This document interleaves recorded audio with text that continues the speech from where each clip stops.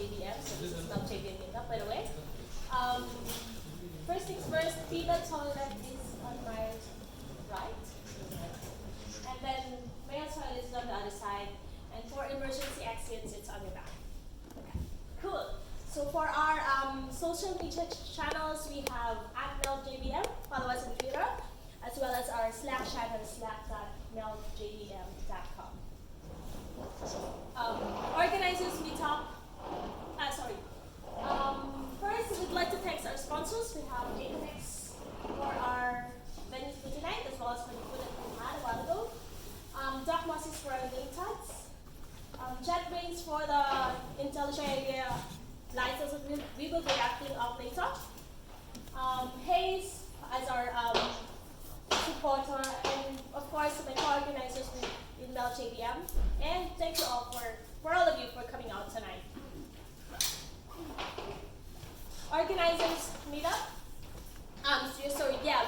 We're still having accepting volunteers in order to run our next event. So it's going to be the next organizers meetup is going to be on 11th of June at 6 p.m. So if you want to help us to run our next events, you can just pop in at State Library of Victoria. So the entrance is at the back. It's at Russell Street near the corner of Latrobe Street. And yes, just make sure that you have your Slack channel and Google accounts ready, because these are the tools that we are using whenever we are having meeting. Call for speakers. Yes, we are also accepting some for those who wanted to actually have to share some ideas to the community. You can always leave the message to the meetup page for the organizers, and then we're gonna contact you. And yeah, let's do something about the topic that you wanted to share to the community. Okay. For our next meetup, it's going to be on the 3rd of July, and still here in Infinix. Okay, just a nice pickup.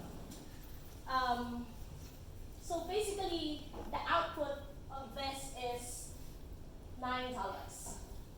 So can you give me an idea, or at least tell us why does this lines of gold works? Why is it printing $9 instead of, I don't know. Is it locale? Sorry? Locale? What do you mean local? Localization? Go ASCII. Oh no, ASCII. ASCII. Wait, stop. Just tell us. Yeah.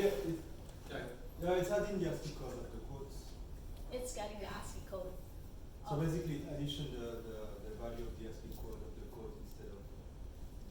Is it an ASCII code? It's just a normal code. Yes. These are charts, so they're numbers.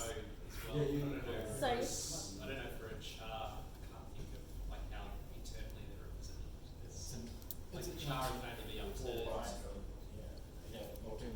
Jelly K11 is 1 byte if it's ASCII. Mm-hmm. So the percent equals its modules, right? So like for example, A. Jumping that up to whatever the ASCII code is for $1, right, which is and then just concatenating two characters. The double quote prints a string and treats the following variables as strings. So rather than printing them out as ints. Yep. Yeah. So A becomes the $sign, and B divided by 0.98 is floating point into division rounded back down to 9, and yeah, then you get $9. Yep. Okay. Yeah. So just for a clear picture, actually, the euro sign, its equivalent code, or maybe let's just say it's an integer code, is 8364. That's 8,364, and then the dollar sign. And then when you get the modular of 8364 and actually the accent S, its value is 347. So when you get the modular of 8364 mod 347, that value is 36, and its equivalent character is actually dollar. And with B, so B, which is character 8, is actually divide character 8, the value of character 8 with 0.98, its value is 57, which is its equivalent character code is 9. So when you concatenate it, that's going to be $. Yeah, so Good interview question, right? yeah, good interview question. That's going to be, that's from Peter Lorry's YouTube channel, so just, he has a pretty much more interesting explanation on how does it work. You can always visit his YouTube channel. Cool. Moving forward. Okay, so Hazelcast is going to have their stream processing training. It's going to be on 16th of July at Marriott Hotel, and this is basically free. I think it's a half-day event, so it's from 9 to maybe 1. So if you wanted to join this free training, you can always register through this URL. Okay, so Jakarta E8 frequently asked questions fact that we have. So remember last meetup, we actually told you about the issue about Jakarta EE and Java EE, their branding. So there are several questions within the community, and this is the answer of Jakarta EE. So some questions that will Jakarta Java EE break the existing Java EE applications that are rely upon Java X APIs? They're saying no. So Jakarta EE is going to be completely compatible with Java EE 8, and it is expected that Jakarta EE will specify the same Java X namespace and the same Java X APIs and the same behavior as is specified in Java EE 8. Also, will there be a Jakarta EE 8 compatible with implementations? Yes, we're going to be having multiple implementations based on the Jakarta EE 8 specifications that's going to be released. When will Jakarta EE 8 be delivered? Its target release is going to be on fall of 2019. Fall, US fall, so it's going to be spring here in Australia. So yeah, for more details, you can always visit their blog sites for this. Okay, GraalVM, finally. So the first production release of GraalVM, that's going to be version 18. So for this feature, it was a early adopter for Windows support. They have its base JDK is JDK 8 update 212. It still follows a native image, so if you want to install the native image, you have to run GU install native image. And for this, the JDK classes are initialized at build time, but they have a switch if you want to initialize it at build time or at runtime. So if there are some classes that you wanted to initialize at runtime, you just need to set that in this switch, like equals if you have a package x.y.c, so initialize at runtime equals x.y.c. And yeah, for the switch, the print class initialization switch, if you want to see what are the classes that has been initialized so far. For more details of this release, you can always visit this URL. So by the way, this first production release is still free for commercial as well as for personal use. Yep, in relation to GraalVM, now that GraalVM is already in production, so we have the Quarkus 1.16 release. So Quarkus is the Kubernetes native Java stack tailored for GraalVM and OpenJDK hotspot. So basically, they have this heaps of long list of details about this particular release. So you can just visit their release sites for details. Okay, Spring Boot 2.1.5 has been released. So for this particular release, they have important dependency updates.